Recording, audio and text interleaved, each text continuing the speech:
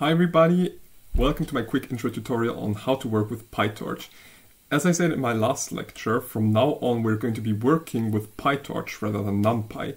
And even though the transitioning panes for going from numpy to Pytorch are not that big, I thought it would probably be a good idea to provide you with a small video tutorial to ease in those pains a bit. Now, what I had in mind for this was a small coding session where I'm first going to introduce you to some of the basic concepts and elementary things, such as working with tensors and autograd in Pytorch, and then move on to setting up and training two simple neural network architectures. The first one is an MLP for mnist. That's the challenge you also had for your exercise sheets. So you will have the opportunity to compare the burden of implementing all of that stuff manually and doing it in Pytorch instead. And if you're still interested, then I will also set up a very simple convolutional architecture to reconnect with the topic of the last lecture and see how it fares against the MLP. There will be a couple more things along the way, but that is the basic setup I have in mind for this. I hope you will enjoy the video, and let's get started. Let me tell you how you can set up your Pytorch environment. So you just go over to pytorch.org and then you select Pytorch build. You should probably select stable build, the latest stable build. Then you select an operating system for this. Select the kind of package that you want to have. Personally, I really like working with Conda for Python package and environment management, but of course you can choose here whatever you like. So it should be Python though, because we're doing the entire course in Python. And then there's this other field for the configuration, namely CUDA. So if you have direct access to a GPU, I would recommend you to use that GPU. One note of advice though, this only works, so CUDA only works with NVIDIA GPU, so you can only get GPU acceleration with Pytorch if you use an NVIDIA GPU. But if you have the possibility, so if you have direct access to a GPU, please do it, and because it's going to really accelerate the training of your networks, and we want to leverage that power that Pytorch is offering us. So basically, once you have selected this config, you should also make sure that your CUDA version that you select here matches the version of the CUDA drivers that you have installed for your or of the drivers that you have installed for your graphics card. And then once you have selected all of this, you just copy this into your command shell and execute it. Now, if you don't have direct access to a GPU, there's a chance that maybe you have access to a remote GPU, so to a GPU on a remote server to which you connect via SSH. And for that case, I want to show you a little trick of how you can still run Jupyter notebooks how you can use the graphical user interface of Jupyter notebooks, but still get access to the GPU, even if the server on which you're running that GPU doesn't have a graphical user interface. So what you can do is you can SSH on that machine with port forwarding. So I would do this basically. So what this does, is basically what it's happening here is I'm setting up a client-server communication between an application on my local host, so on my local machine, listening to port 6006, and a server application on that remote machine sending on port 6006. Okay, so let's connect to that machine. Now I'm going to activate my Conda environment for this, and first of all let me make sure that I can actually use my GPU. So I'm going to go into Python, import Torch. So I already installed this. Okay, that worked. And now check Torch CUDA is available. And it says true. So if you get false here, it means that you can't use CUDA in Torch, and you want to make sure that you can before starting your training. Okay, so let's exit here, and now let's start a Jupyter Notebook server with port 6006 and no browser flag set. And now I can copy this URL here, insert it in my browser, and now I'm good to go. I can just set up a new notebook with this environment, and now I can just use Torch normally here. So let's make sure import Torch works and CUDA is available. Let's see. And I'm getting true. Okay, fine. So everything is working nicely here. Okay, but so I'm not going to continue working with my notebooks like that, because most of you may not have an access to a GPU in this way. Instead, I'm going to recommend you to use Google Colab. So Google Colab is a platform for code collaboration by Google, and the really cool thing about Google Colab is that you can simply develop on Jupyter Notebooks. So you can go over to your Google Drive. So all you need for this is a Google account and access to Google Drive. And then once you're in your Google Drive folders, you can just right-click to select Google Colaboratory, and then it's going to create a new Google Colab notebook, which is basically just a Jupyter notebook, which is with a server running on a session on the Google servers. And so the great thing about using Google Colab is that you not only have access to the CPUs on the Google servers, but you also have access to GPUs.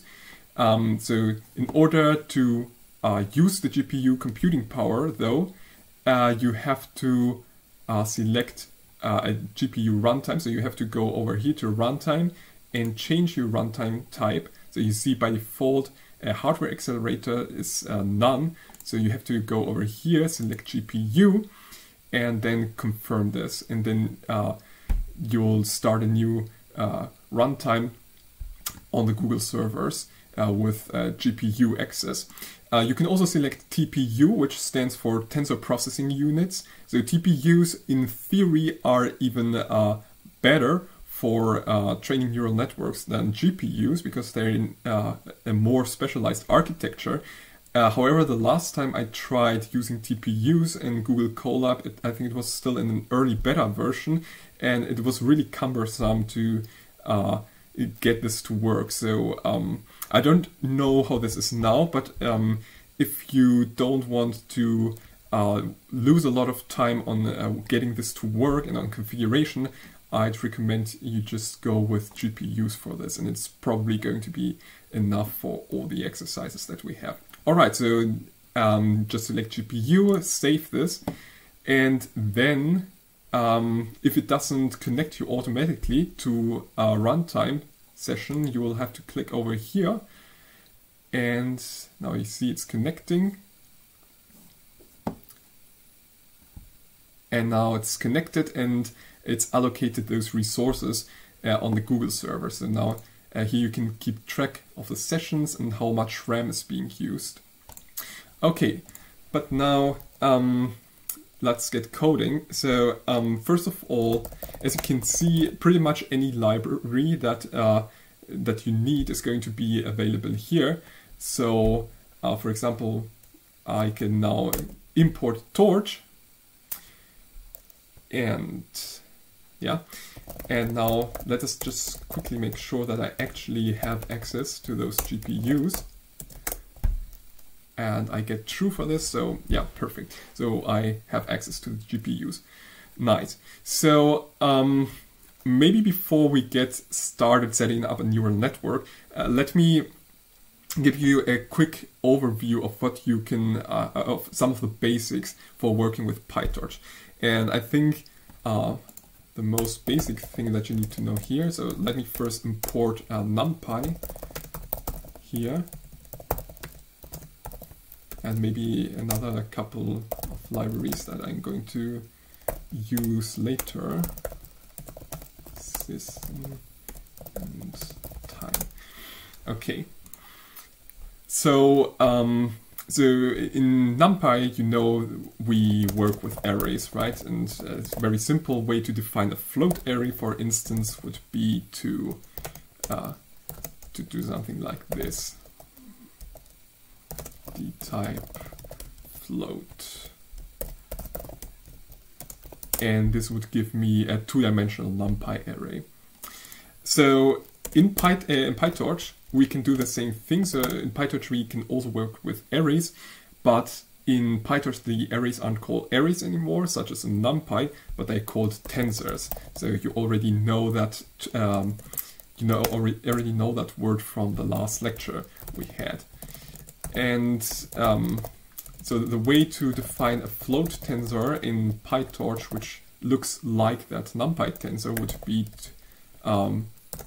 it would look basically the same. So we also pass it a nested list, which looks like just like the nested list that you'd pass to NumPy to set up an array, and we define it as a float. So we create an instance of float tensor, and now we get our Pytorch tensor, as you can see. And another way of defining that same tensor in Pytorch would be to first define a tensor in NumPy and then instantiate a Pytorch tensor from the NumPy array. So we could do torch from NumPy and now pass it our NumPy array A. And now let's make sure that the result that we get, so that our tensor C is actually equal to this tensor B. And when we do that, you see that we get true, true, true, true. So all entries match, and you see that we've defined a matching tensor by doing this from NumPy. So of course you can not only create Pytorch tensors from NumPy arrays, but you can also do the inverse step. So you can also have a Pytorch tensor and then turn that into a NumPy array. So the way to do that would be to do, so B is a torch tensor now, so let's do b.numpy and compare it with A. And you see this also works, and we get a NumPy array. Okay, great. So, so much for tensors. Now let's get started with some arithmetics. So basically everything that you can do with NumPy arrays in terms of arithmetics, you can also do with Pytorch tensors.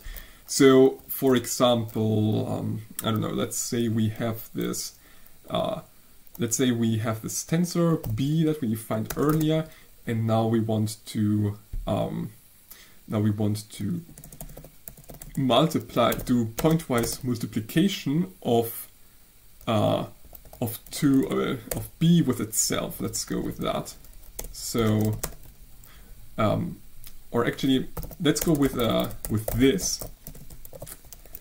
So torch.once would be a torch tensor that has 2 dimensions, and that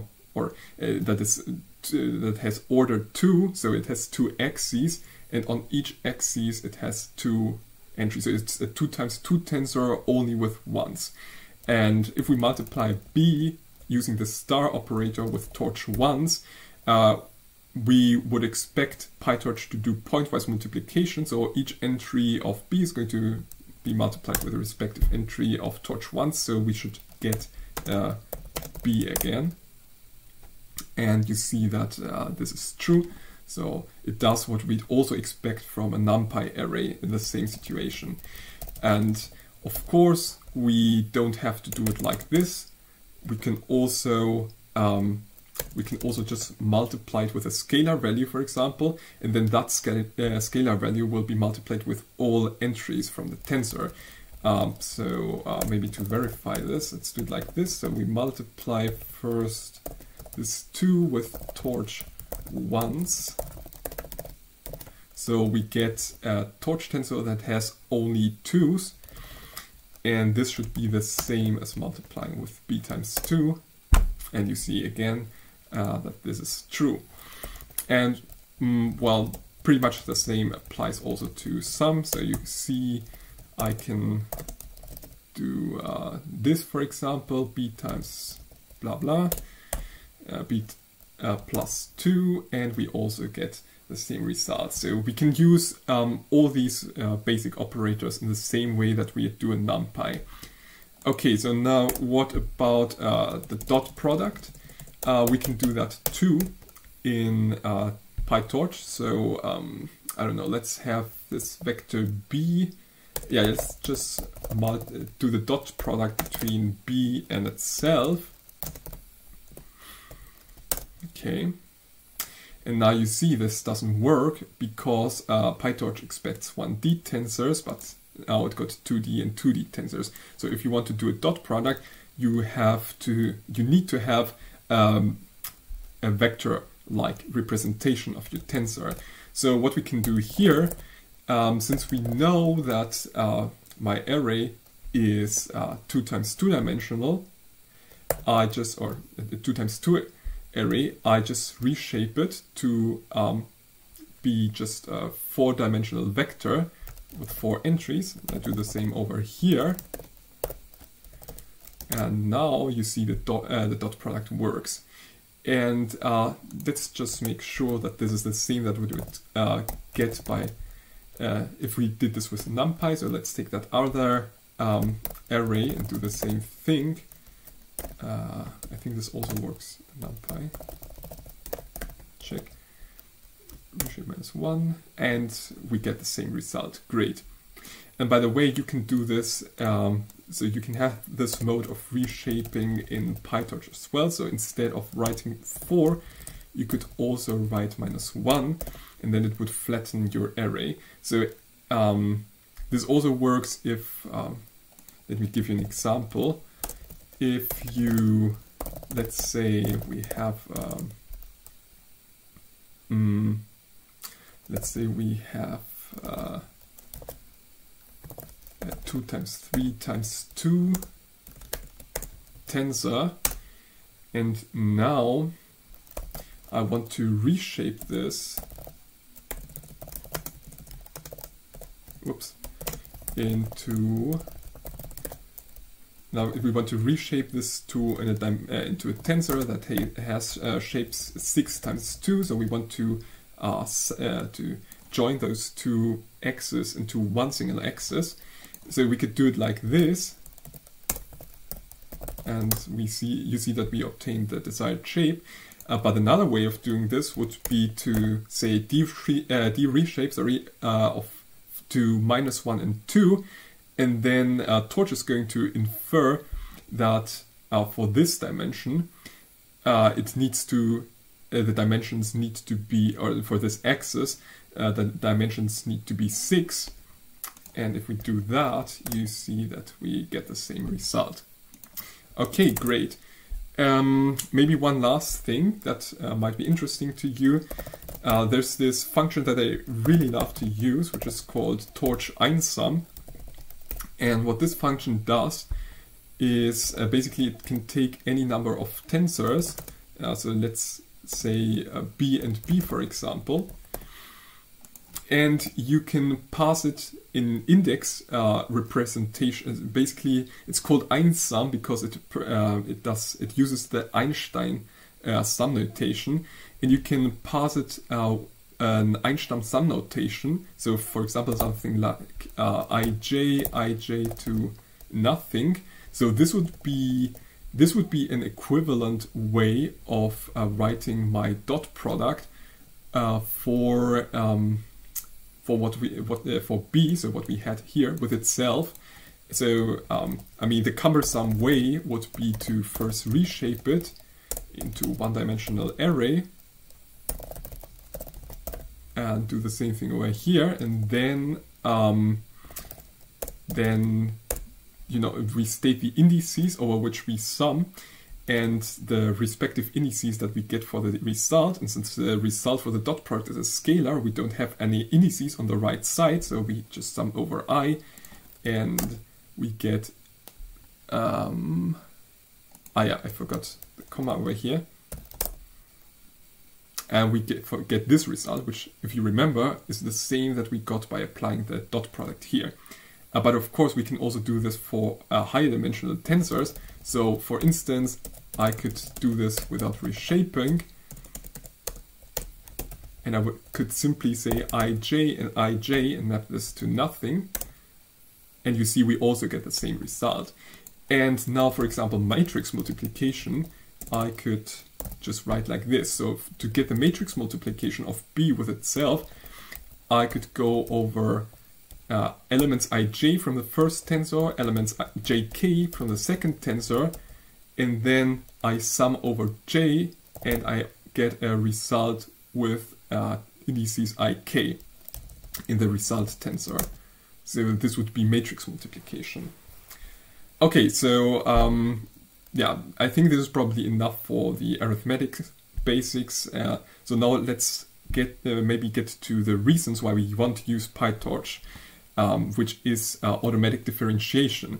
So Pytorch has an internal engine for differentiation, or an internal library called autograd. And basically what autograd does is it keeps track of all the operations that you execute with tensors in Pytorch. And when you do backpropagation, it computes the backpropagations for all steps of that computation for you. So you don't have to calculate the derivatives and the gradients manually. So let me show you this with a small example. So I'm going to, this should be torch optim import autograd, I guess.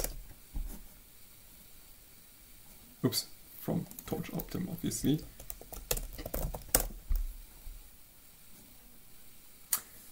No, so this was somewhere else. Ah, damn. And let me just quickly Google that. Torch autograd.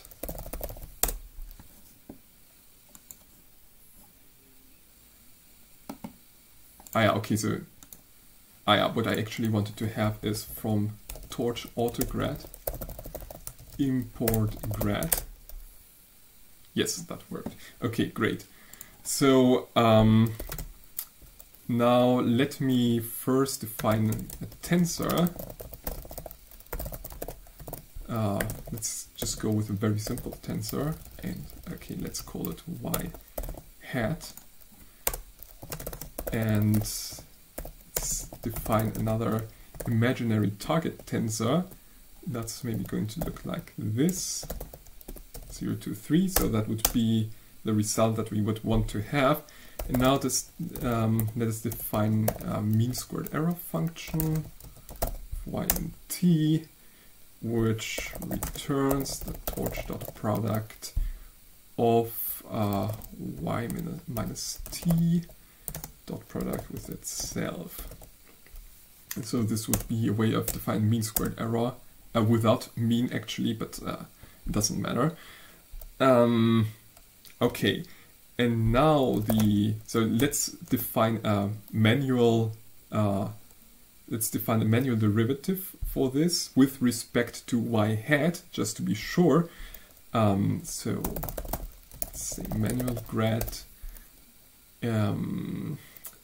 of y and t for that function up there, which is just torch dot product with itself. So this would be 2 times y minus t, since this is basically a squaring but with dot product. Yeah, that should work. Okay, and now we use the grad function to calculate the gradients of this function mse with respect to our input y hat. So the gradient would be y of outputs. Okay, so here I need to have my function mse. I think it's probably easiest to, I think it probably works like this. Then I do grad of c, and for inputs I take y hat. And now if we try, wait a second, invalid syntax over here. Why is that? Ah yeah, forgot one bracket here. Okay. Okay, now if I run that, you see that we get a runtime error. Element 0 of tensors does not require grad and does not have a grad function. Okay, so here AutoGrad is complaining, or Pytorch is complaining, because this tensor over here does not have does not require a gradient. And this is something to keep in mind, because Pytorch is only going to calculate gradients for tensors for which you have told it that you want to calculate a gradient. So one very fast way to do this would be to set the variable or the property requires grad to true. And then, as you see, this is going to work out exactly. And we get this tensor, which is what we would expect. And I mean, if this were an optimization setting, it would totally make sense to get this result, because I mean, the second entries are the same for both y hat and y target tensor, and we only have a difference here at the first entry where the difference is 1. And so if we execute the manual grad function, you see that we get the same result. So let me just do this quickly to convince you. Yeah, y hat, sorry. And yeah, you see that we do indeed get the same result. Oops. So another way of doing this, instead of using requires grad, is to define a parameter. So we do torch parameter. No, I think I need to also import this from parameter from AutoGrad. Parameter. Oh no, it's not from here.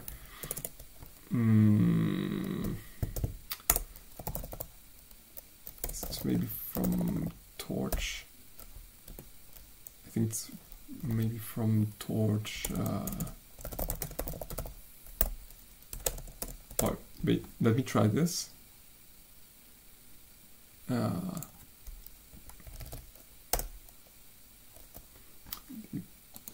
Wait a second, we already tried this, right? Parameter dict does work. Okay, let me just see. Okay, yeah, this does not work. Then I think it needs to probably be import parameter. Yeah, okay.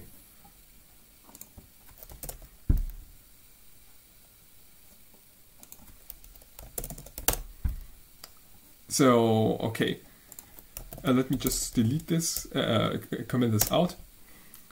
And okay, so what I did now is that I defined a parameter. So I removed this requires grad, which set it to true. And then, so I defined this tensor y hat and passed the tensor to the parameter instantiation, and I created an instance of parameter with that tensor. And what that does is basically, or what a parameter does, is it stores a torch tensor with requires grad set to true. So this would This is a way of defining parameters for defining layers, for instance, in neural networks, or for defining modules in neural networks. Okay, so we've now seen how to compute the gradients of loss functions with respect to inputs. And now you could already take your neural networks that you did in the last exercise sheet, and you could replace all the numpy functions with Pytorch functions. And for the backpropagation, you could just rewrite this with grad and let Pytorch handle things for you. But it's actually even simpler than that. So we don't have to use this grad function, and instead it's sufficient to define a neural network architecture, to define an optimizer with which we want to train that neural network, define a training loop for that network, and then we can just simply run the training, and Pytorch is going to do all those intermediate steps of backpropagation for us. So let me show you how you would actually do this with a neural network. And in order to do so, let me first define a neural network architecture. So the first thing you need to know is that basically all the layers that you want to use in Pytorch are in this subpackage or in this package NN of Torch. So NN stands for neural network, obviously. And there you will encounter many layers, such as, for example, linear layer.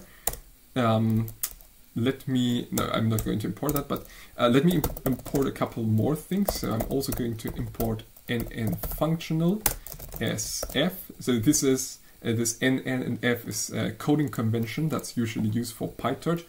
Functional contains functions which support gradients in Pytorch, and that's also very useful to have. So there may be occasions where you want to import some functions from there. Then we also need a torch optim as optim. So torch optim contains all the optimizers that we use for training our networks. And I think that's probably going to be enough for now. So let's do that.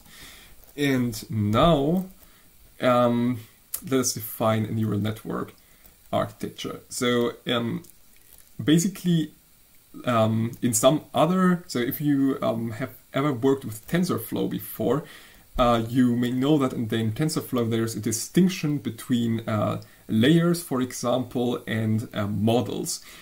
And in Pytorch we don't have that distinction. So in Pytorch there are no layers and models. Everything in Pytorch is a module. So for instance, I could let me just maybe instantiate a linear layer.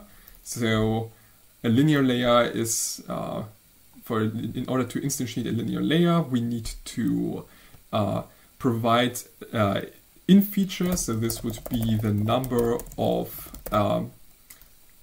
this would be in our linear weight matrix the first dimension, so the first axis. Out features would be the second axis. So in features is the dimension of the vectors that we feed into the linear layer.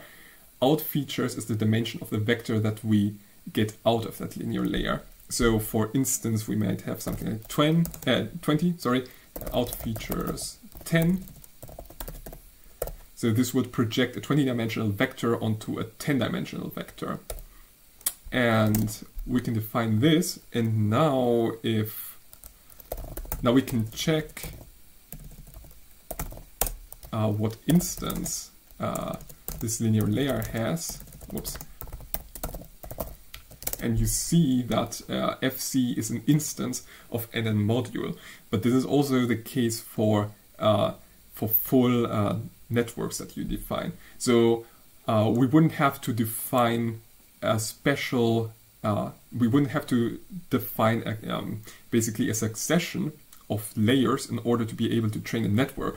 We could just take one single layer, and this would already do for setting up a training loop. But we're not going to do that over here, because I want you to learn how, or I want you to know how you would set up an architecture from zero. There's also a specialized class, by the way, that's called sequential. And in many cases, it's sufficient to define your models just using a so-called sequential layer. So what sequential does, basically, or what it expects, is to get an ordered dictionary of layers. And so, for example, we could just set up a very simple perceptron, or let's not go with a perceptron, but let's go with a multi-layer perceptron. So we could have a first convolution, first fully connected layer with I don't know, let's say 28 times 28 parameters. Sorry, not parameters, but 28 times 28 input dimensions, or in features, as it's called here. And let's go with maybe 1024 out features. And now we could have an activation function. Let's go with sigmoid maybe for this. And oh, sorry, this was not correct. It needs to be like this. So over here for sigmoid, now we would instantiate a sigmoid layer, and now let's have let's have another fully connected layer and linear with in features 1024. So the input dimension of this linear layer needs to correspond to the output dimension of the previous layer, and an output dimension of 10. And now if you did your last exercise sheet, you see that I'm already setting up an architecture for that zip code or mnist problem. Now normally we would also have another sigmoid activation function after this linear layer, but I'm not going to use that because the loss function that I'm going to use already has an incorporated sigmoid function, or actually in this case not sigmoid function, but what is it called again? Softmax, sorry, an incorporated softmax function that we need for classification, so I'm not going to do that. But anyway, I still need to import this, I think. So from collections import ordered dict collections. Okay.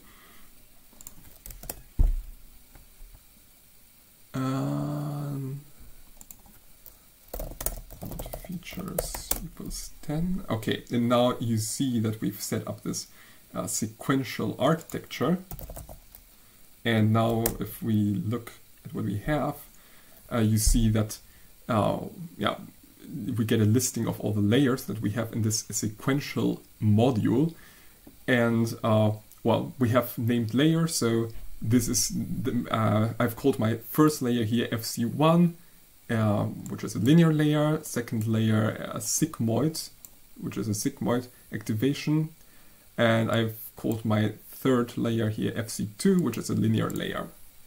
Actually, you don't need to have named layers, so you can also define a sequence of layers without them being ordered, without them being named. Sorry. So you could also have, let's say, you could also have this instead. Sequential.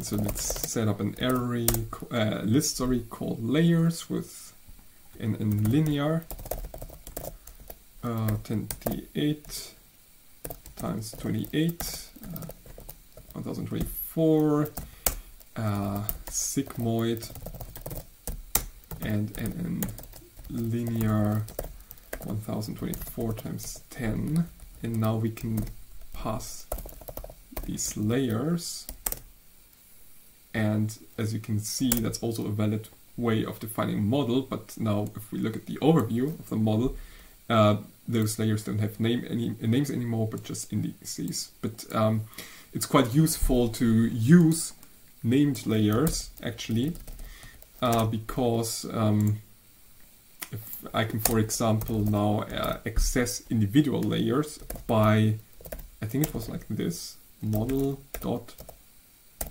layers. No, it's not. I think it's children, and then fc1.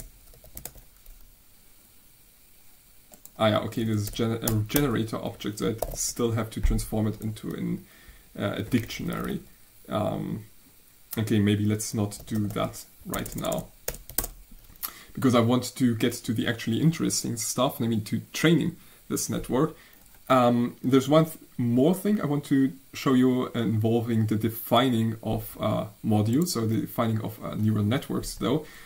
So if you wanted to define your own layer, for instance, you could also do this by defining a class that inherits from the Pytorch class nn module. So let me show you what I mean by this. So I'm going to define my fully connected model for this as a class fc model, which inherits from nn module. And now I need to define two functions for this. So I need to override the init function and the forward function. Self x, and for this we have self. And now first of all, let's call the super class initialization. So super fc model self init. Okay, and now since we're using a simple example, let's just put this in there. So self body is the sequential layer, and I think that's all we need for now. So in the forward function, if you define a module yourself, you have to do this init, and you need to define a forward function, which is going to get an input x, and you need to specify what output you're going to get of that module when you do the feed forward. So in this case, this is going to be really simple. I'm just going to do return of, I'm going to do return of self body of x. And what you can also do in this forward function, so I often like defining my models like this, because you can also include for instance, you can include additional steps that need to be performed before running this execution before running this sequence of layers. So, for instance, how would you do a reshape of data?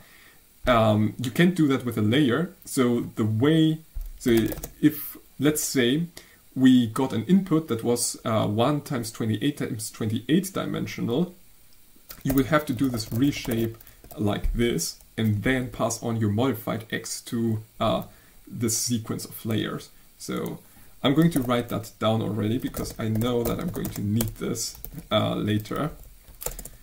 So minus 1, 28 times 28. Okay. Now I got an error, invalid syntax. Okay, probably forgot something here. Yeah.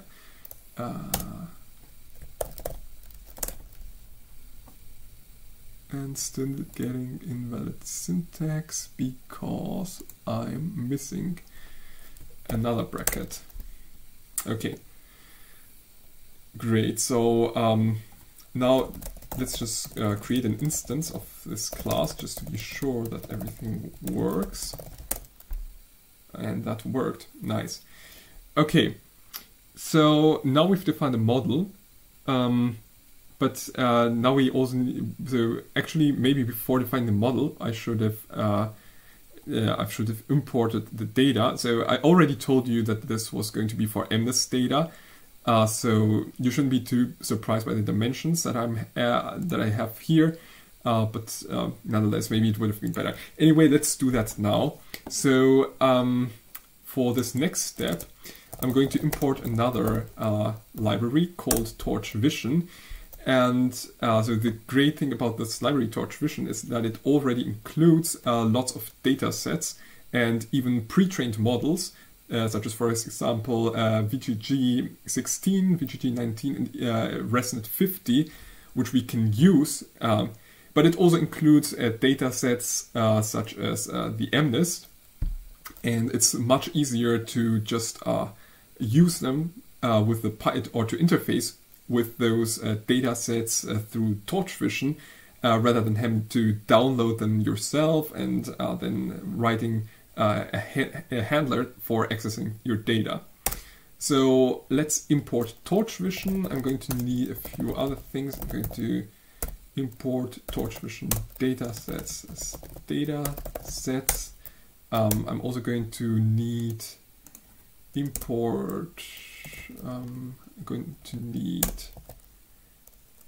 from Torch utils data import data set. Actually, I won't need that one, but data loader and transforms should also be here. No. So where was transforms? It's probably in Torch Vision too. Torch Vision data sets. Okay, let me check from Torch Vision datasets import transforms. No. Torch Vision transforms maybe? Ah, yeah. Okay, great. So that works. All right, then let me do import Torch Vision transforms as transforms.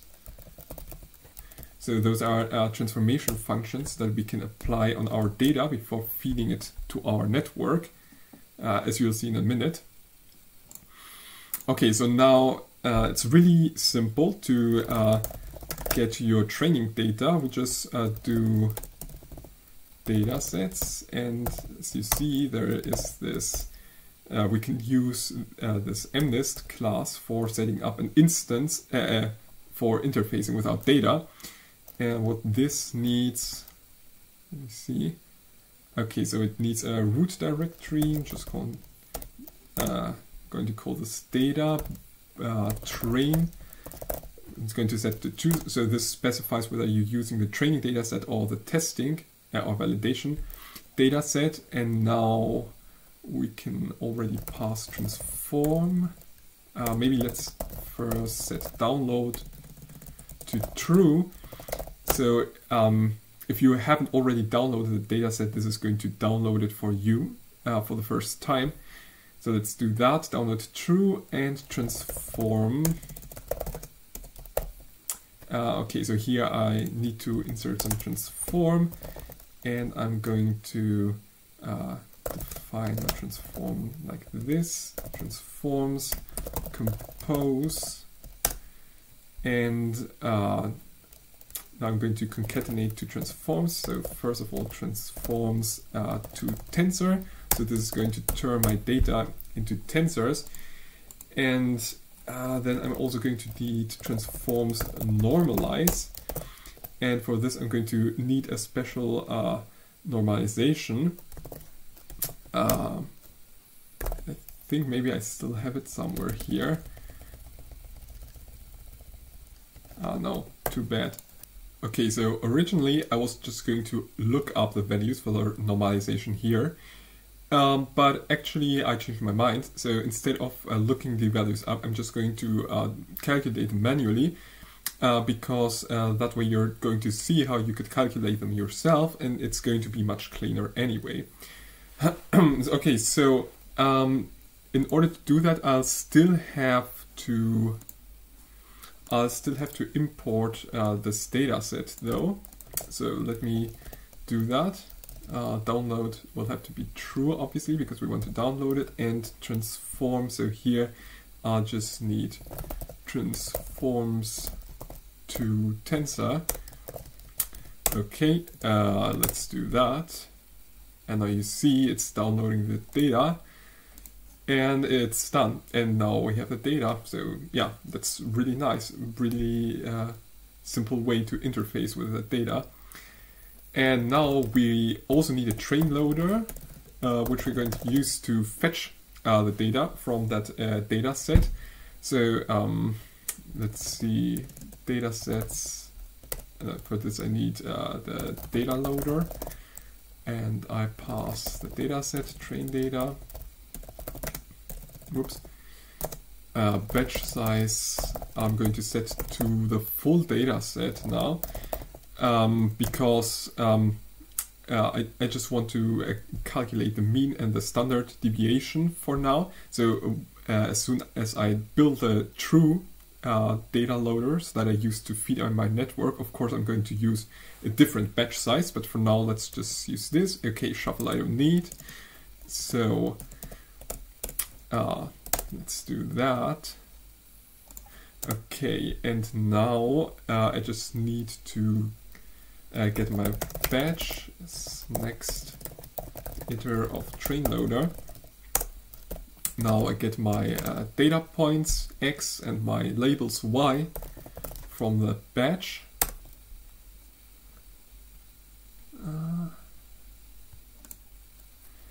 Okay, and yeah, let's just make sure that those are all data points.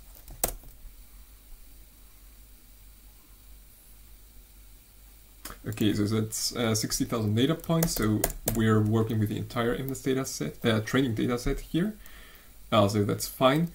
Now we just, wait a second, shape.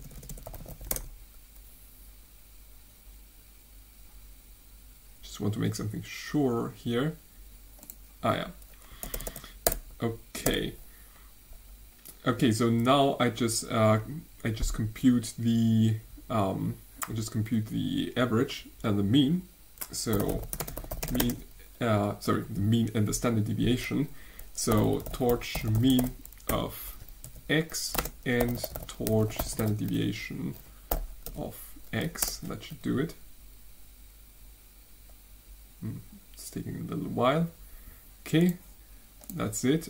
And now let's see what values we got. Okay, so that's what we get here.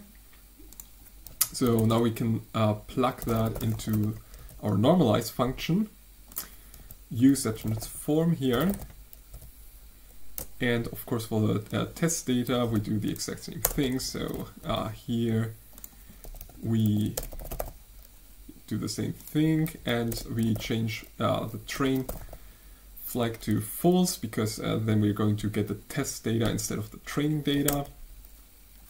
Okay, let's make sure how much test data we have in there. Okay, 10,000, that seems right. And now, now let's just look at the data before we do anything else. So I'm just going to x and y are still defined, I suppose. So, oh wait, no. First of all, I need to define my new train. I need to define my new loaders. So let's define train loader. And let's just take this from up here. And now I'm going to use my. Whoops. Now I'm going to use my true batch size, so that's going to be 64, because I know this is going to work nicely for the training that I've prepared. So I'm going to pass that here. And shuffle, I'm going to set to true because, well, shuffling your data is nice because if you have correlations in your data, those correlations are going to be diminished if you shuffle that training data. Okay, so let's do the same thing for the test loader. So this data loader, test data with batch size, set to batch size, and with shuffle also to true.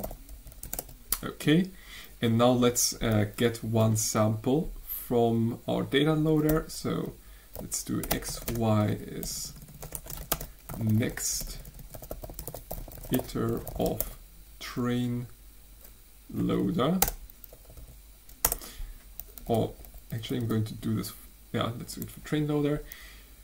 And this is going to be, so you see the shape of this, wait a second, I'm also printing the other one.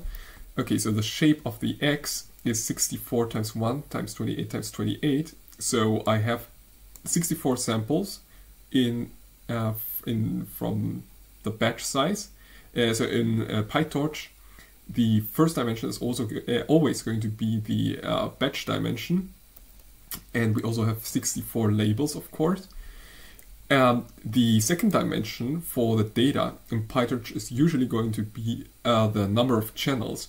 Now here in mnist, our data is just grayscale images, so we only have one channel. So if this were RGB data, we would have 3 color channels, and then this would be, we would have 3 for the channel dimension instead.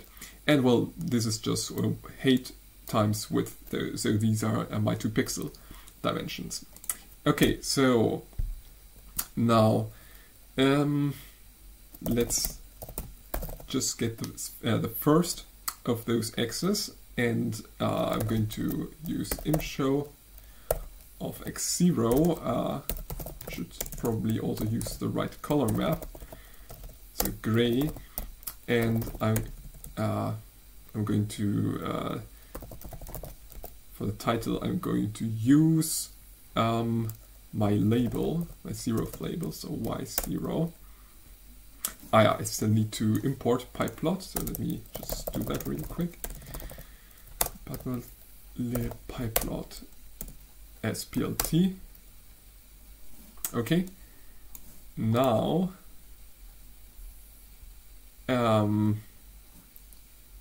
I have to run this, and I also need to reshape this first. So let's do like this, PLT title, and invalid syntax. Oh yeah, sorry about that.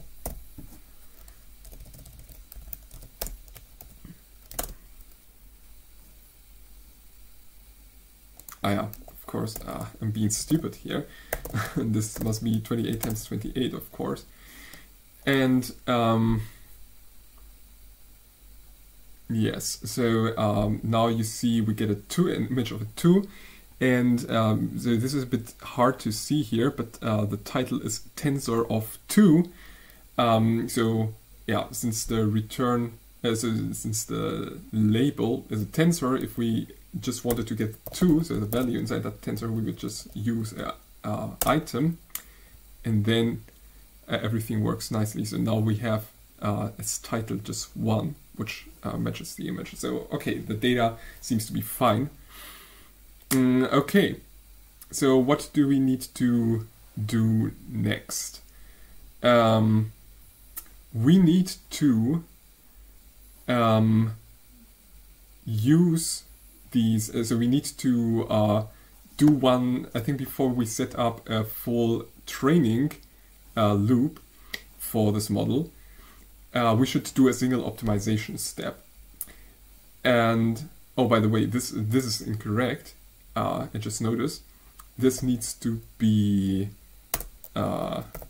BC x.shape and then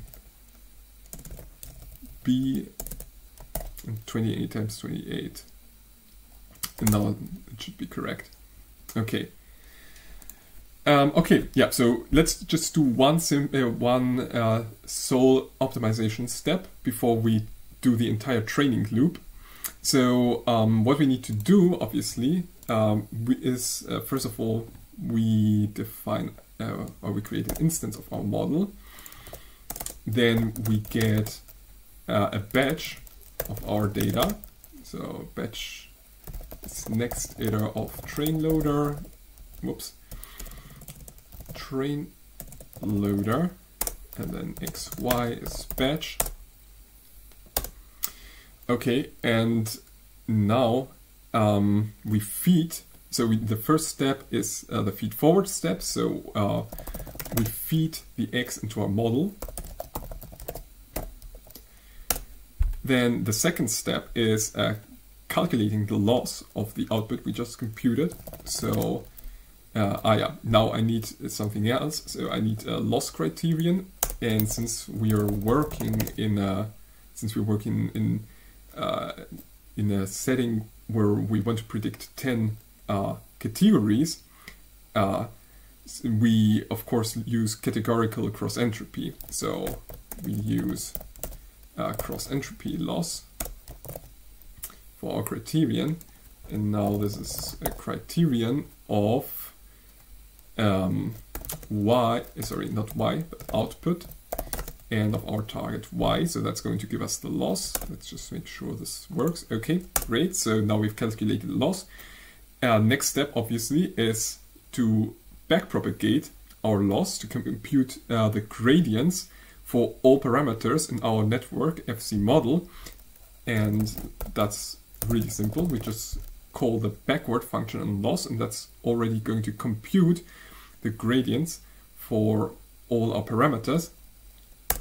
And now there's one final step. So we have calculated all those gradients, and now we need to perform an update step. So we need to use those gradients to update our parameters. And in order to do that, we need one more thing. We need an optimizer to do the updates. And for this, we could use just SGD. We are going to pass SGD the parameters of our model. So these are the parameters that our optimizer is going to control as we proceed in the training. So we just pass these using the parameters function. Then we need to pass a learning rate. I'm going to go with 10 to the power of -3 because that's usually a good value that works with most optimizers. And I'm also going to pick a momentum of 0.9. So this is a typical value that's used for momentum in SGD. Yeah, you know what? Actually, I'm not going to use SGD because that's an old hat. You've probably used that to optimize your network too in your exercise. And Adam is actually in most settings a superior optimizer. So I'm going to use Adam instead. And actually the setup is, let me just make sure that it's like this. Okay, yeah. So the setup is the same. So we pass the model parameters that our optimizer needs to control. Our learning rate I'm going to also set to 10 to the power of -3, and all other hyperparameters of the optimizer I'm just going to leave as they are. Okay, so loss backward, and now finally let's do our optimization step. fcoptim.step. So that worked, and that's it. We just did our first optimization step to train our model. Now, of course, we don't want to do a single optimization step, but we want to do many. And in order to do that, we're going to set up a training loop. Okay, so let me set up a new function, train, that's going to get a model. It's going to get an optimizer. It's going to get data, obviously, I'm going to pass this as a data loader. And I also need a maximum number of epochs for training. This is going to be an int. And well, the idea here is, probably you also did this in your exercise sheet. I need to have, so every time I pick a batch for my data loader and feed that to the network for the optimization step, since our data loader is working with without replacement, eventually I'm going to consume all of the data samples from that data loader. So once I've consumed all those data samples, obviously I need to run through all that data again. And so we have an internal loop where we iterate through all samples in the data loader, and we have an external loop where we keep repeating that step. And each of those steps where we iterate through the full data of our data loader is called epoch. So I'm going to set up a training loop. Actually, let me first copy this. Okay, so I'm going to have a training loop where I have 4 epoch in range of max epochs. Oops. And then for the internal loop, I'm going to have 4 batch in train loader. And now I don't need this anymore, but I can keep this. So FC model needs to be changed to model now, obviously. Criterion, let's define that here, and let's just assume this is always cross-entropy loss. Cross-entropy loss. Okay, so for this should already be correct. Here I also need to use optimizer. And so before I start the training, I should also set my model to train mode using the function train, because there's also this other mode, which is called evaluation mode, and we want to use that mode during evaluation. So it's a good idea to set your model to train before you actually start training it.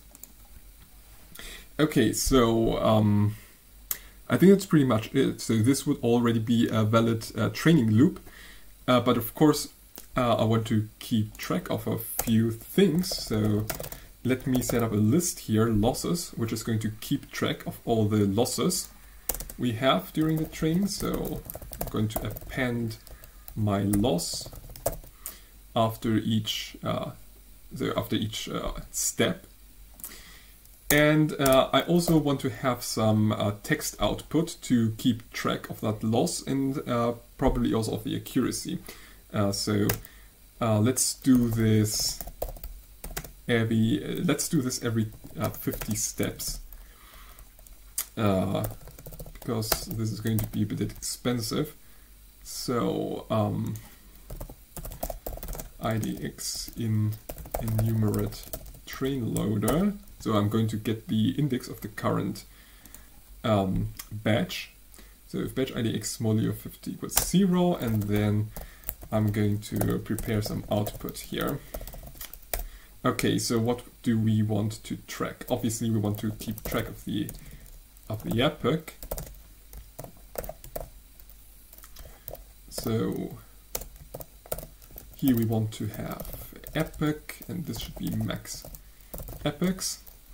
I want to keep track of the step in that epoch, so this will be batch IDX, and here I need batch total, so this is going to be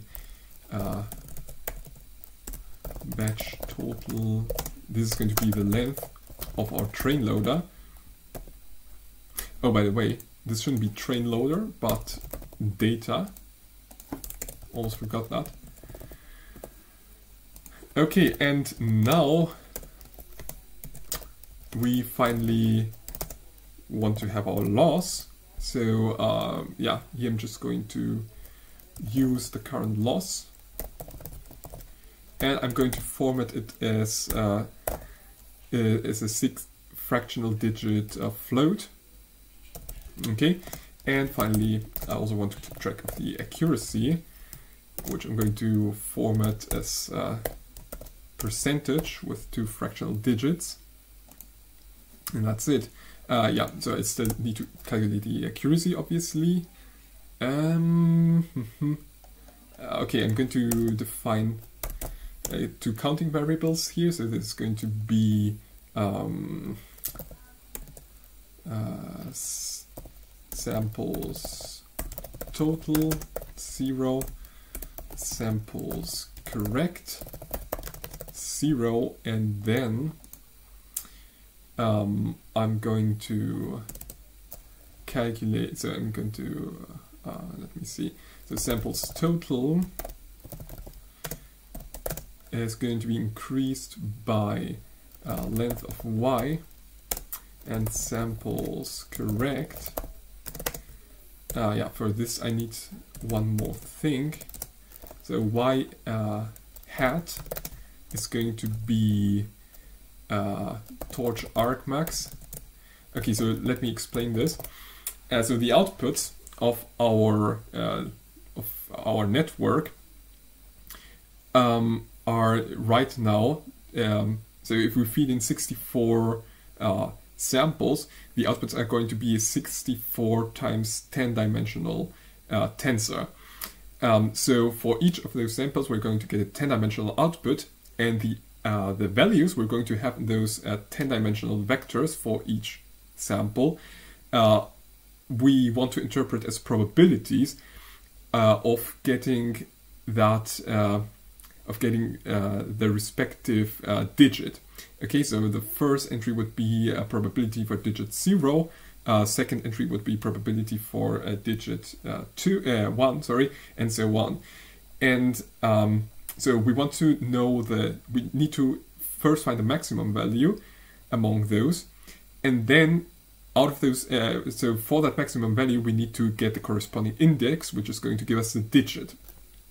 And then, so by getting that, so this is just doing argmax on the first dimension, or on dimension 1 or axis 1, depending on how you want to name it. And by getting that argmax, we're going to be able to directly compare our digit prediction with the labels that we have.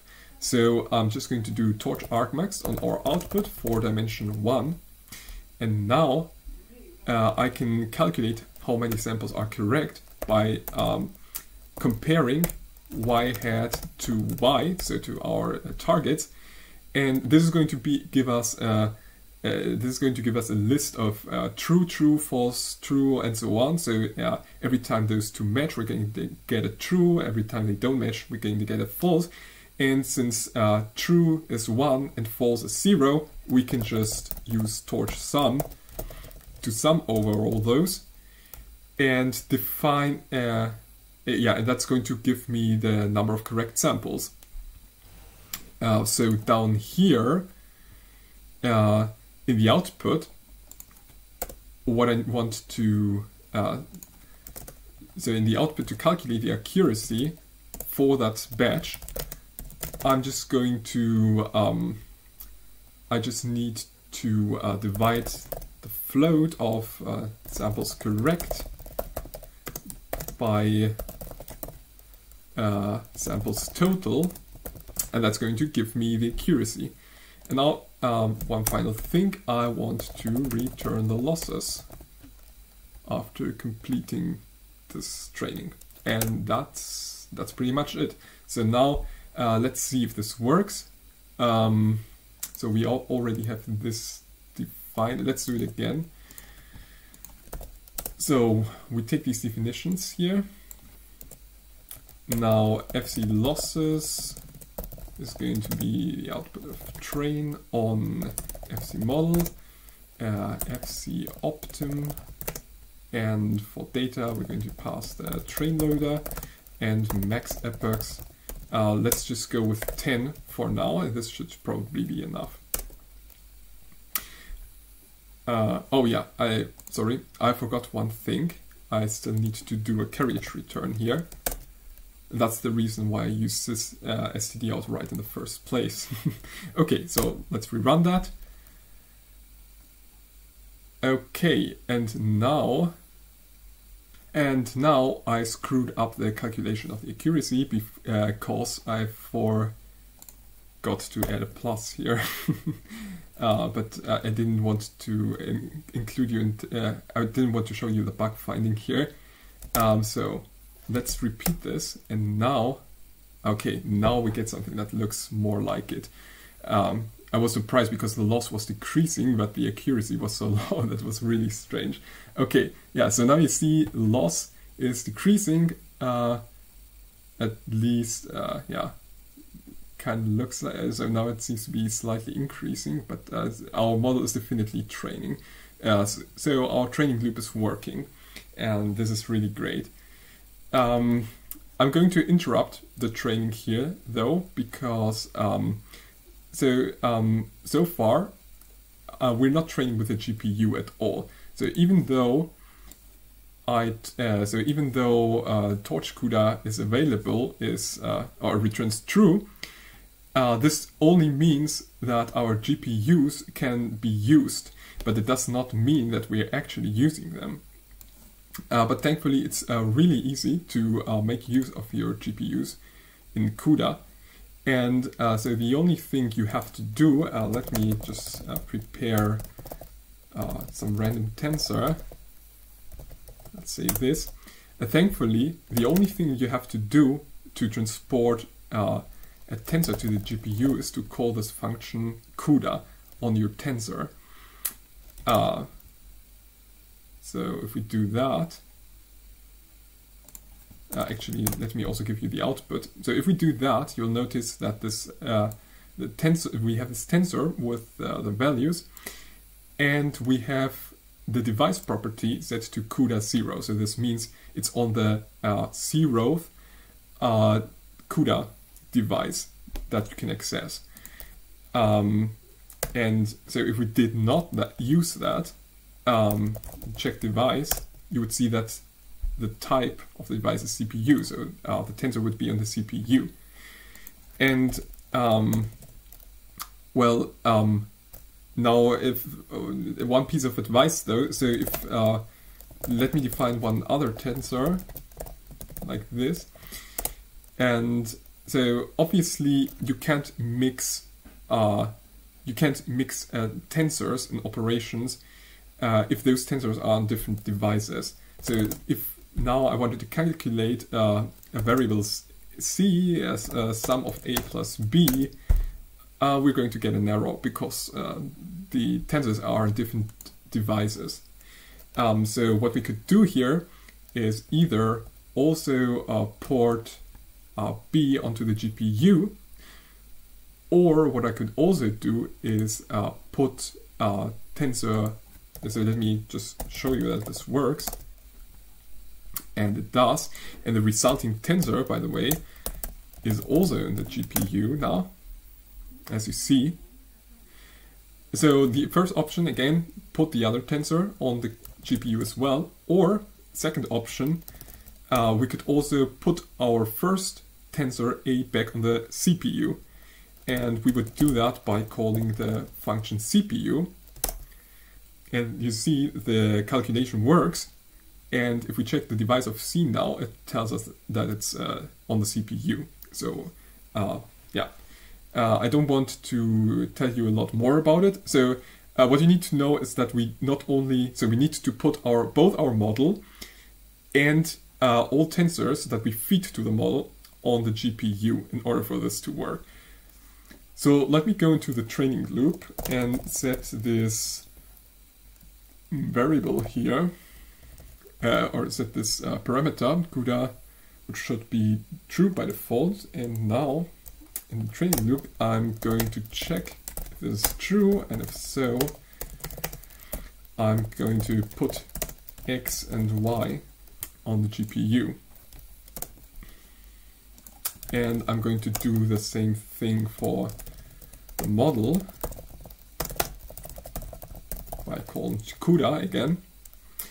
And if I rerun training now, you see it works, and maybe this is just me, but I have the impression that the training is faster now than it was before we used CUDA.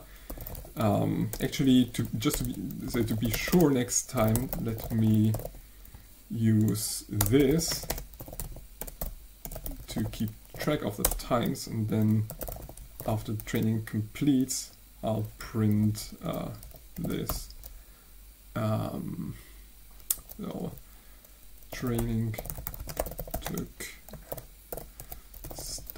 n minus start seconds, and format here. Okay. Yeah, actually I think it's much faster, but maybe you should check that just to be sure. Anyway, one other thing I want to do right now, we're only keeping track of the loss and of the accuracy. So even though we have currently an accuracy of 87% roughly for the training data, this does not tell us that the model is also going to generalize well, right? We could be totally overfitting on our training data. So I think it's also nice to keep track of what your results on the validation data are. So you also want to keep track of the validation loss and of the validation accuracy.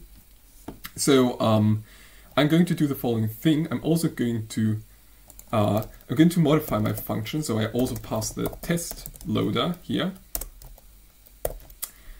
And okay, so now I'm going to need typing union and tuple. Okay, so if you're just here for the Pytorch stuff and not so much for writing nice training loops, you can probably skip the next 2 minutes because I'll be busy for a short while setting that up. So let me just quickly do this. Data max epochs CUDA true. Let's leave it like this.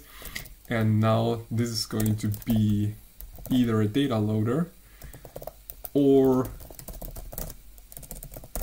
a tuple of data loaders.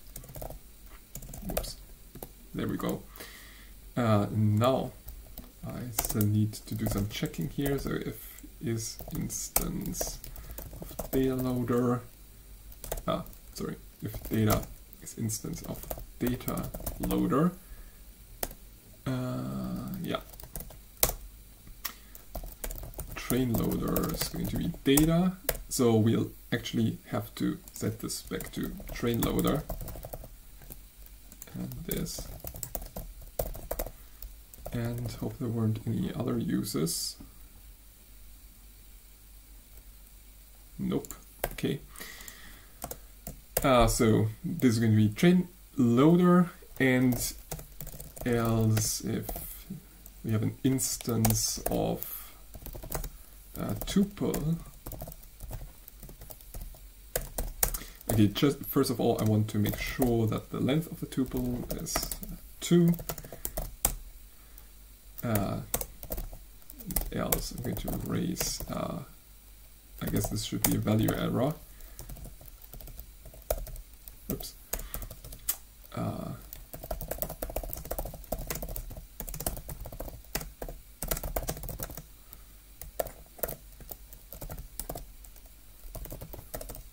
This.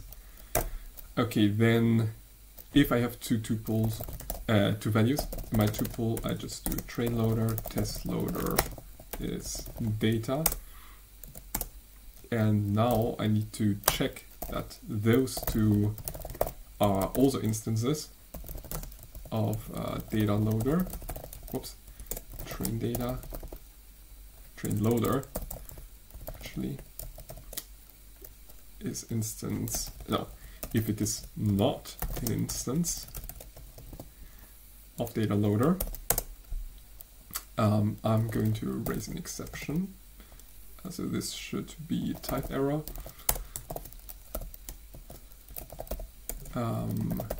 Expected data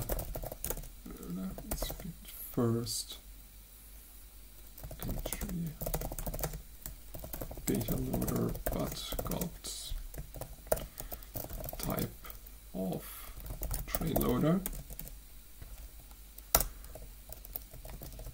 And I do the same thing for the test loader.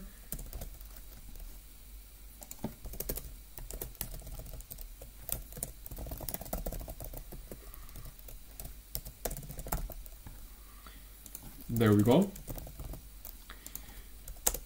And now, if we get no errors, I should also set a variable use test, which I'm going to set to true here, and by default it's going to be false. So this I'm going to use later to check whether I should use my test data. And so I'm going to evaluate my model on the current on the testing data every time that I want to generate output. So I'm going to do this, and then I need to check if use test is true. If not, we use the output, we use the writing here, printing. If it is, we also output test loss. So this is going to be test loss 0.6f, and here test accuracy test accuracy 0.2%. Okay, now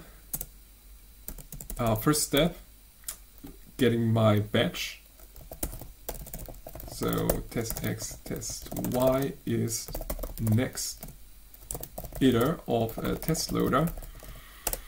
Then I need to put it on the GPU.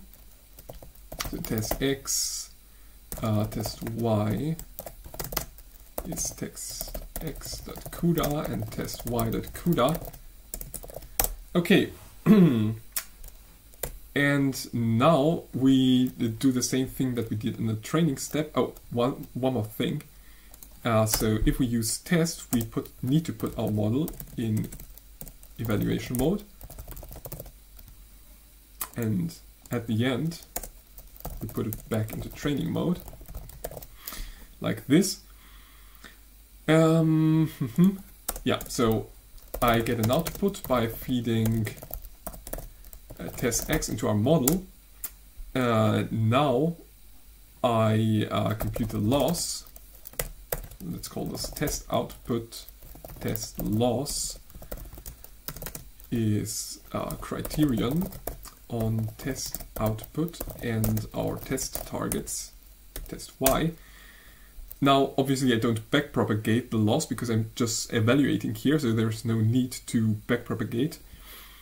And okay, so that goes in there. Test accuracy.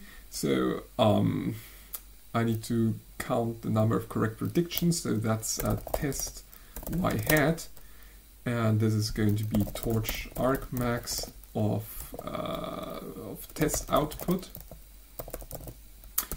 for over dimension 1. And now we can get the test accuracy as a float. Let's do this first. The torch sum of test y hat equal to test y. So this is the same thing that we did earlier. Float and divide by length of test y. And that should do it. Let's try again. and it's working. So now we're not just keeping track of the training loss, but we're also keeping track of the test loss and also of the test accuracy. And well, we see that our model is not hardly overfitting. I mean, training accuracy and test accuracy are very close to one another. So yeah, it's pretty much working as we expected. Okay, cool. Okay, now there's only two more things that I want to do. First of all, I've shown you how to set up a training loop for the simple linear model, and it's running. You know, at some point the training will be done, and we may lose the connection to our session in Google Colab. This is going to be very unfortunate, because then we're not only going to lose all our variables, but we're also going to lose the model. And yeah, we don't want to have that. So obviously you're going to have to store your model somewhere so you can reload it at a later moment.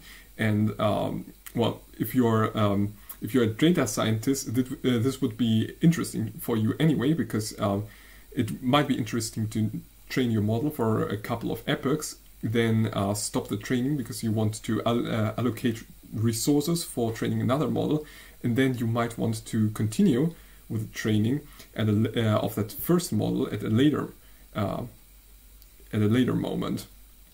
And in order to do that, we need to write our model to the disk and be able to reload it. So how do we do that? That's the first thing that I'm going to do. And the second thing, I've only set up a training for a simple linear model, but I think it might be interesting for you to see how a convolutional neural network fares in comparison. So I'm also going to show you that. So let's get started.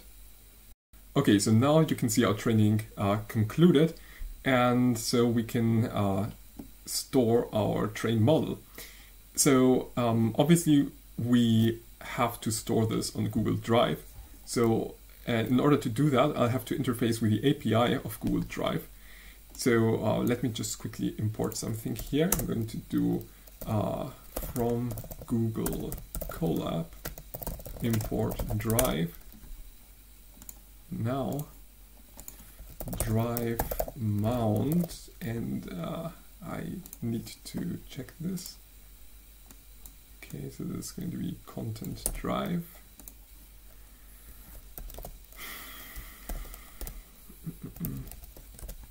Actually, let's do it like this, root path.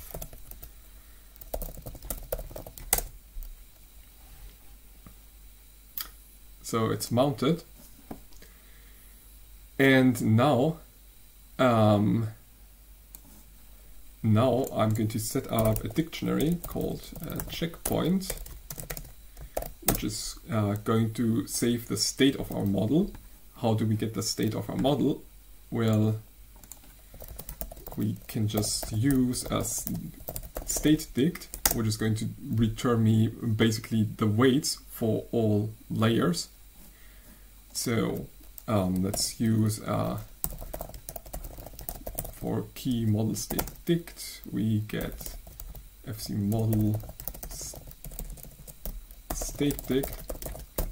So obviously we also need to keep track of the state of the optimizer because, well, independently from whether we used Atom or SGD, we have a momentum, and so our model needs to keep track of the last momentum that we had if we want to continue our training. So at least if we wanted to continue the training exactly where we left it before we interrupted it.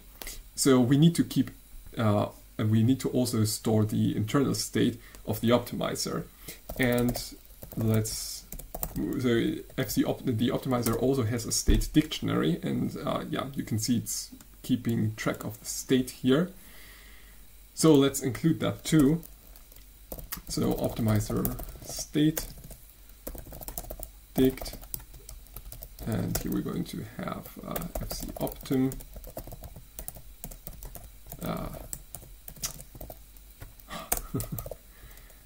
kidding me? FC state dict. It's probably also a good idea to keep track of the app bug to know where you interrupted your training. So this would be 10 in this case, and you know, can't hurt to also keep track of the losses. So let's also include the losses. And now we only have to write this to the disk. So how do we do this? So for this, I'm going to use another library, which is called Pickle. And for those of you who don't know Pickle, so what Pickle is a library for serialization. So what this does is it takes object in your memory and it serializes those objects into byte strings, which are then written or can be written to the disk. And of course, we can not only write to the disk, but we can also read from the disk and deserialize those objects and write them back into memory. So this is really useful for storing Python objects. So how do we do that? First of all, we open a file. So with open checkpoint path in write byte mode as f, do pickle dump, and now we just pass it checkpoint dictionary and that file handler. And okay, now let me set up the checkpoint path. So file name here, I'm going to use FC model epoch PTH. So PT or PTH are both usual terminations, file terminations, or not file terminations, but file name terminations used for storing Pytorch models. So this is just a convention that you might want to know. And now for checkpoint path, I'm just going to join these paths. So this path join, root path, then my drive, and this is in ML videos. So yeah, file name, that's it. So let me just check that this worked. So I'll go over here to ML videos, and now hopefully the model should appear here any second. And there we go. So this worked. Now let's do the inverse step. So reading. So with open checkpoint path with read byte mode as f. And now we're just going to use a new checkpoint underscore pk open, and here we just give it our file handler. No, it's not open, but load, sorry. Okay, so now we have loaded that checkpoint, and now let's define, so let's create a new instance of FC model and load that state dictionary by using load state dictionary. And here we just give it checkpoint of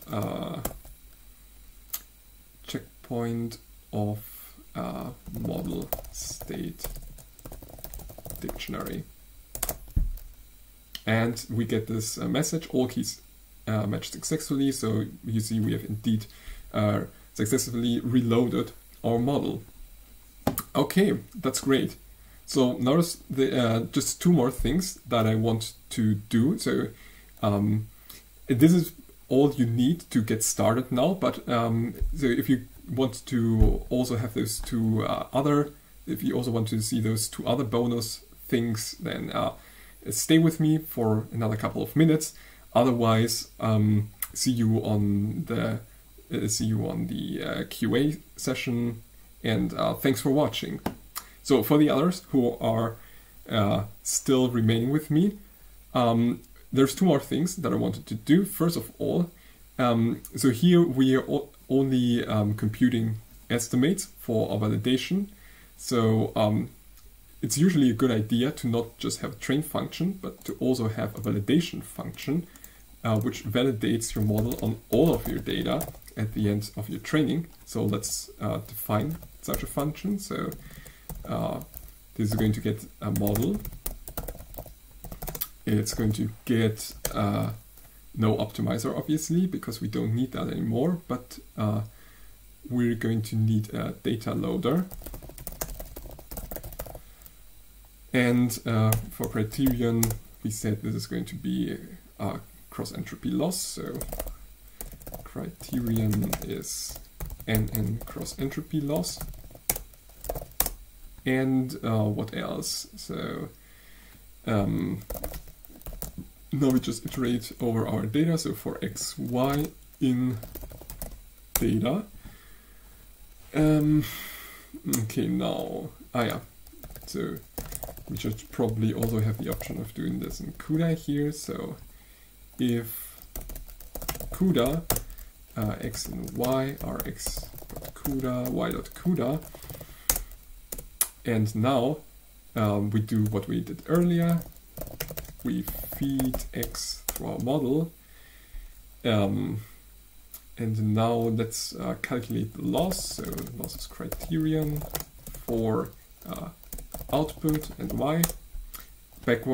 Obviously here we don't do any back propagation step either, but let's also calculate the accuracy. So correct samples should be torch sum. At first, let's do y hat is torch argmax of output dimension 1. Now torch sum of y hat equals y.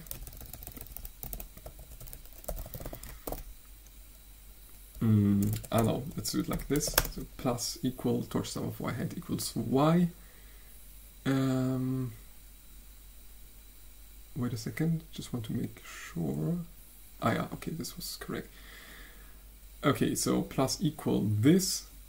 And for the losses, yeah, let's just track all the losses. So losses append loss, and then we just get the average loss overall. So return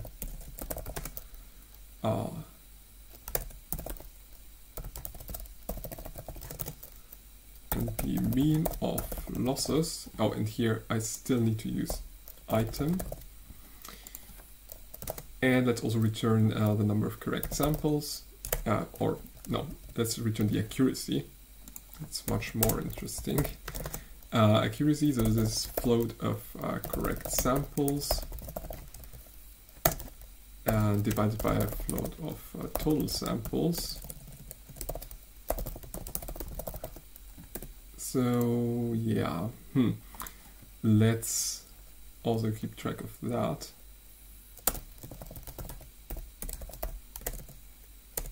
Wait a second, I didn't define correct samples, did I? Okay. 0, total samples, 0, and then total samples plus equals length of y. And now we just return those. So mean losses, accuracy, and let's also do a printing before returning that. So print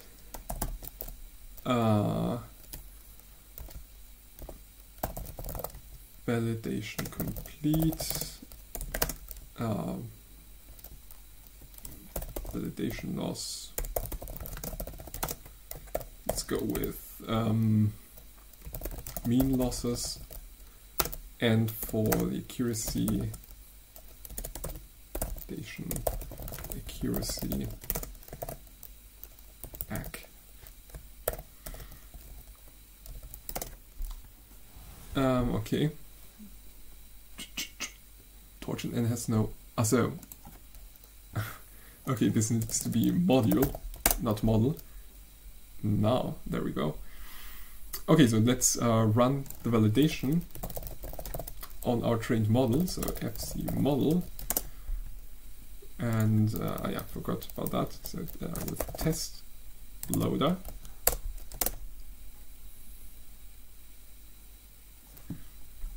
And we get an accuracy of 84.8 roughly. Okay, so this is fine, I guess. I mean, it's not very good, but I guess for this model that we use with this random or with this initialization, sorry, not initialization, but with this normalization, I suppose it's okay.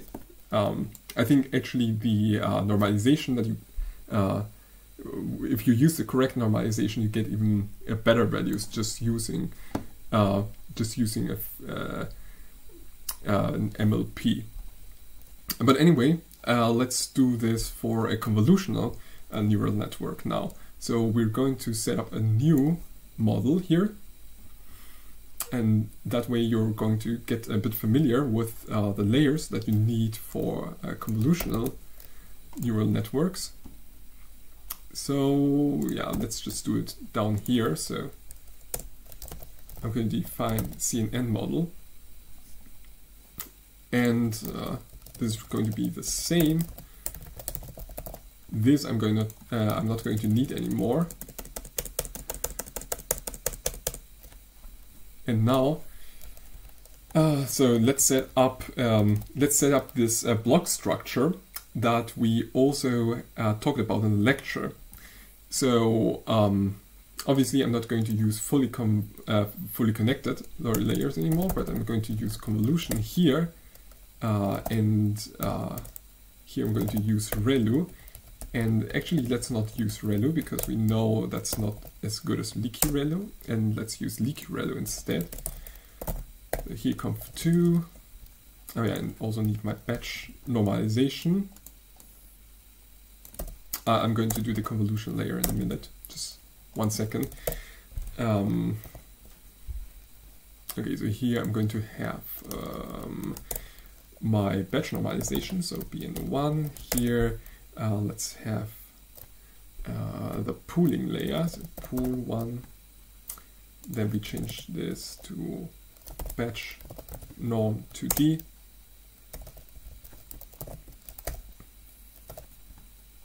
So here we need to use conv2D, sorry, conv2D. And now let's see what parameters I need to provide. Okay, so in channels, so this is the number of channels that our input has. Obviously, this is 1 in mnist. So let's set in channels to 1. Out channels. So this we can set to anything we like. I'm going to go with 16 for now. A kernel size. Let's pick 3. Stride of 1 and a padding of 1, because that's going to give me valid padding. And for batch norm, I need to set the number of channels to 16. So a batch norm actually works over the channels, so not over the width or height pixels. So not over the image dimensions, but over the channels. So yeah, let's set that to 16 to match our out channels here. And then finally we have the pooling layer here. So let's do max pool to D, and we're going to choose a kernel size of 2 here and a stride of 2, so it's going to halve the size of our image. And now we just repeat this block a couple of times. So let's do it just 2 times for now.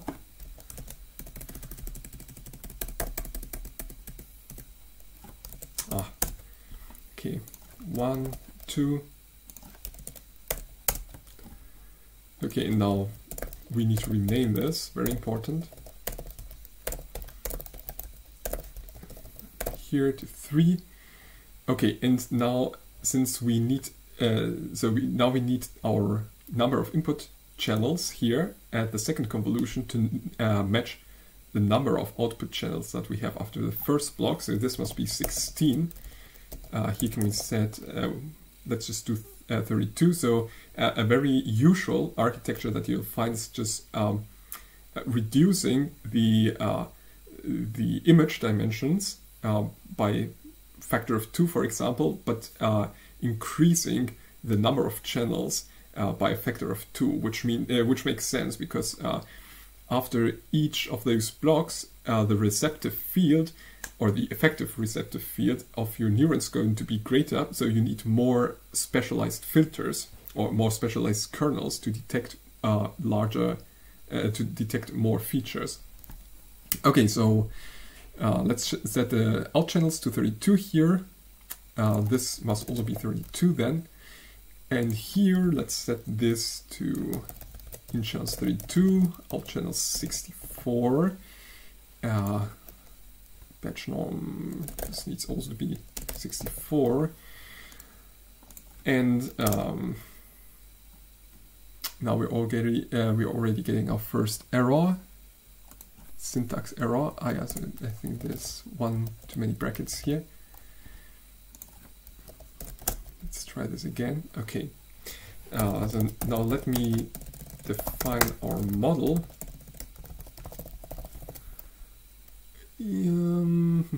Okay, and let's feed it some input. No, let's just define it for now. Okay, this works. Cool. So now what you notice is that it's a real nightmare to keep track of the dimensions after. I mean, for the channels, it's trivial to keep track of the dimensions, but for the images, it's a bit annoying to keep track of what dimensions you have after each layer. So, I mean, I set this up so the image size is reduced by a factor of 2 in each block. So theoretically, since we feed in 28, this should be 14 after the first block, then 7 after the second block, and 4 after the third block. But you don't need to compute all of this in your head. There's a very nice library that we can use, which is going to reduce our effort for that, which is called Torch Summary. So for those of you who are familiar with TensorFlow, maybe this is equivalent to the summary, or it provides a similar functionality as a summary function in TensorFlow. And so we can call summary on CNN model. Now we still need to provide an input size. 28 times, no, 1 times 28 times 28. Whoops. Oh, of course. From torch summary. Import summary. Okay, so let's do that. Yeah, okay, so now we have a small problem because input type torch CUDA float tensor and weight type torch float tensor should be the same. Okay, so let me set device to CPU here. Okay, now this works. And so you see that we get the output shape after every single layer in our model, which is really useful. And just so as I said, we have 3. Okay, I think I said that we have 4, but whatever. So we have 3. Pixel dimension for the pixel dimensions in the end. And something which is also very nice is that you not only get the output shape, but you also get the number of parameters for each layer and for the entire model. And it even tells you how much memory you're going to use up, which is nice if you have little memory on your GPU. Okay, so now we have 64 times 3 times 3. So I think we can do another. We can add another block here. So let's do that.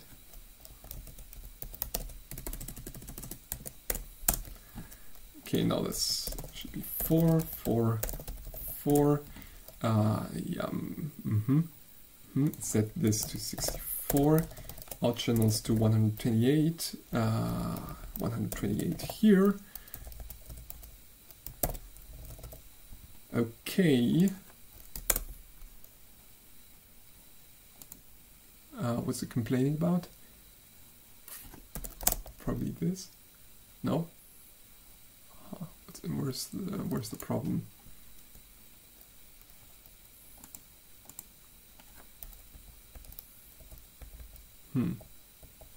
I got rid of a bracket somehow, but I'm not sure where that happened.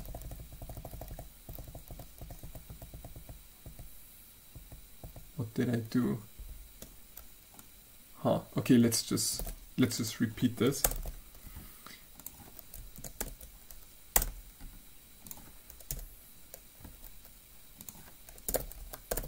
That's this to 4, and okay, 64 again, 128, 128. Okay, now it worked. Yeah, I have no idea what happened there, but whatever. Okay, so one more thing. Now, I'm also going to define a head, which is just going to be one linear layer.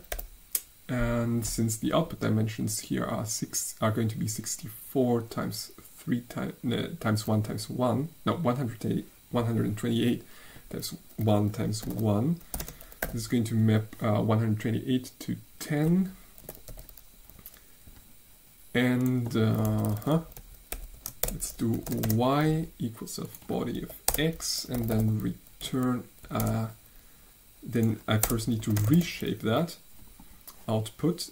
So yeah, let's do that. So this should be y reshape, or no, let's just go right for the output. So return self head applied on y reshape to, okay, now we need to have 128 minus 1 for the batch, and yeah, I think that's it. Yeah, that should work. So let's send our test here. Okay, and you see we do indeed get an output shape of 10. So let's train our model now. Then we have that. So we just use the training loop that we had earlier. And CNN losses going to be train of CNN model. CNN optimizer, okay, still need to define that one. So CNN optim is going to be ADAM again. No, sorry, optim ADAM with CNN model parameters, since we need to pass the parameters of our new model now. Learning rate, let's go with this again. And anything else? No, let's leave everything else as it is. So CNN optim for the optimizer, train loader, and test loader.